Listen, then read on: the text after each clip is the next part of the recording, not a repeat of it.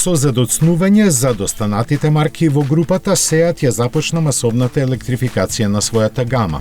Честа да биде прв, шпанците ја доделија на Cupra Born, чие производство веќе е започнато. Поставен е на заедничката платформа на која е и продажниот европски хит ID3 и заедно со него ќе излегува од погоните од фабриката на Volkswagen во Цвикау. Cupra Born ќе ја започне својата кариера со еден електромотор со 204 коњски сили сместен назад и пакет батерии од 58 киловат-часа. Набргу ќе следат верзиите со 150 и 231 коњска сила, а се споменува и моќната изведба со два електромотора и околу 300 коњи. Во фабриката во Цвикау, која има капацитет за 330.000 автомобили годишно, во моментов се произведуваат уште и Volkswagen ID4 и Audi Q4 e-tron.